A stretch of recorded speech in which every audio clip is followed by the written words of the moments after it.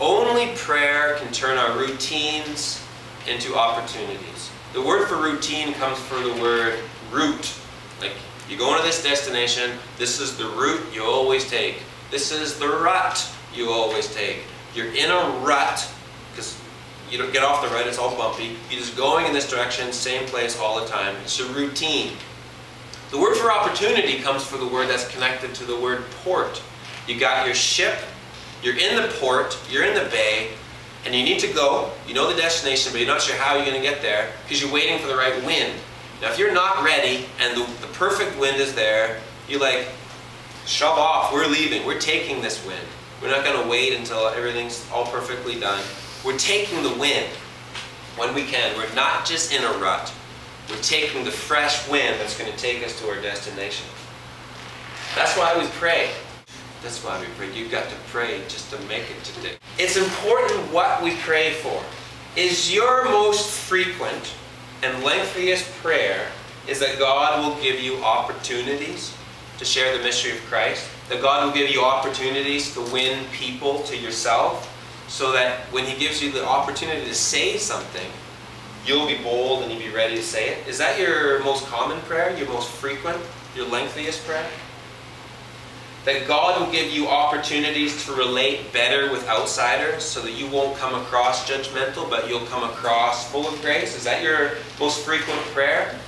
Because people are outside the grace and love of Christ because they haven't heard or understood the gospel.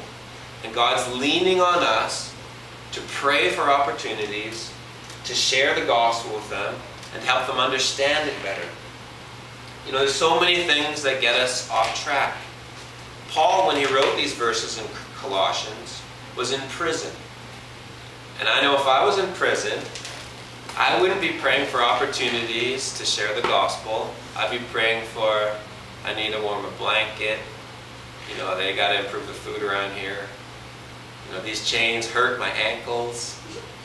You know, it's too dark. He doesn't ask for that prayer, does he? He's in jail, and he prays for opportunities with outsiders. We're not in jail, but look at all the things that get us off track. All our routines and our ruts and taking care of ourselves and our families and our friends and our entertainment and our work and all good things, all important things. But they get us off track, don't they? But not Paul. He prayed for opportunities. Now in Vancouver, we're facing incredible opportunities to share the mystery of Christ and to win people to ourselves and to Jesus. This is a great book, Parameters of Light. And he says there's 4 good things about the world we're living in right now, this postmodern, I never talk like that, but this postmodern world we're in. First, a lot of people acknowledge the supernatural and the mystery of God. People are open to supernatural. Ding, opportunity. Second, people more than ever, more than the last 30, 40 years, even prior to that, value relationships. They're hugely relational. There's information everywhere, more information than we've ever seen. They're going to trust what their buddy says more than all the things they've read. Because people value and they prize relationships. Ding, opportunity. Third, they value experience. People like over-saturated with information, but then they'll say, well, it feels true to me, so I'm going to do it. It's at the end of the day, it's not the information that convinces people, it's the experience they had. Ding, opportunity, because we're offering an experience to people. And lastly, he says, the postmodern individual thinks viscerally, not linearly. They think with their whole being. Ding, like that's perfect opportunity for us. In Vancouver, we're facing incredible opportunities. People are interested in spiritual things, like more than I've seen in my life, my short lifetime. There's more public Christians in politics and the music scene and movies and sports than there was in the 70s. People are asking questions, seeking spiritual answers, like it's nobody's business. And if we aren't ready, if our heart is fixed on us and our lives and what we want, we're going to miss it. We're going to miss opportunities, and the ship's going to sail, and we're going to wonder, well, I'll just go down the rut. But there's opportunities in all of the networks that we find ourselves in, if we take the time to pray, because only prayer can turn routines into opportunities. This isn't a message where you're like, I want you guys, you're soldiers, you go out there and you're just going to make friends and influence people and share the story of Jesus. No, the message today is only prayer can turn routines into opportunities. And then you're just watchful, see what happens. And when the opportunity comes, do something, you say something, you stop saying something because you're praying about it. Jesus opens the doors of opportunities and we go in, or we miss them. They may not open again. And time is precious to Jesus. Time is precious to God. I choose these words specifically, God is dead serious about the lost and about the gospel and about His kingdom. A lot of people are kicking themselves for not getting into the real estate market 15 years ago. When I May flukily got into it, and the Nakashimas a few years after that. Things are twice the cost they were now. And we would love to go back in time and buy up a bunch of property. The word here, redeem the time, is like buying up opportunities. And they come and then they go. And God's asking us through prayer to shine our light, to be bright enough so people will see, but not so bright that we blind them.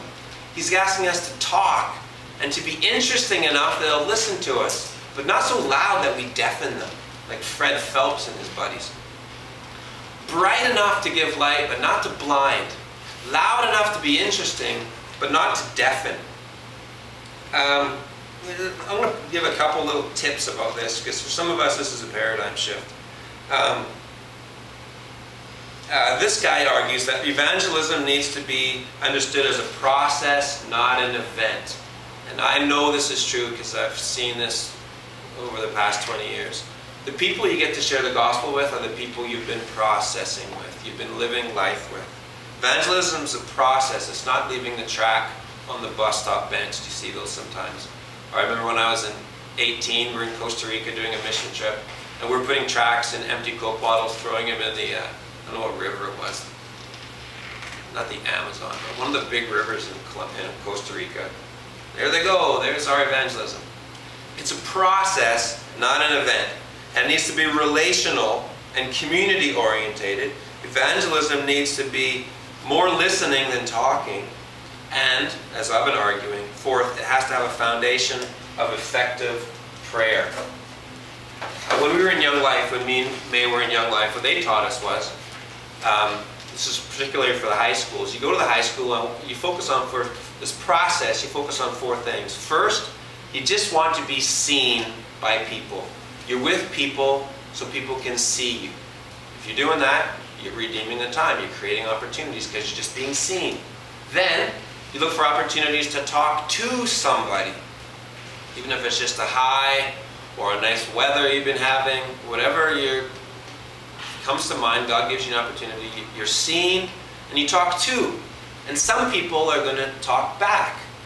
So then you're going to talk with. So first you're seen by people, then you talk to people, then you talk with people. And so, 5 out of 10 people, they're going to talk back and they're going to have a conversation with you that you've initiated. And the fourth thing they taught us was, then you do things with people. And so you're seen, you talk to, you talk with, you do with. And as you build friendships, praying for opportunities, that God will turn routines into opportunities. And I'm going to get out of the house, I'm going to be with people, I'm going to start coming up with things to say to people. How old's your daughter? This is the one I use. I'm not good at this, but I actually do this. So like I'll be in the park and ladies pushing her kid, I'm pushing my kid. How old's your kid? 1.5. Mine's 2. I just got to level 3 already. And sometimes it's just, so what'd you do? How was your weekend? Oh, it's good. How about yours? It's good. I went to church. It was awesome. You go, oh. And the conversation is over. But sometimes, they'll say my grandfather was a pastor. Or they'll be like, I've been thinking about going to Alpha. I see the billboards. And all kinds of things happen. Because God, through prayer, turns routines into opportunities.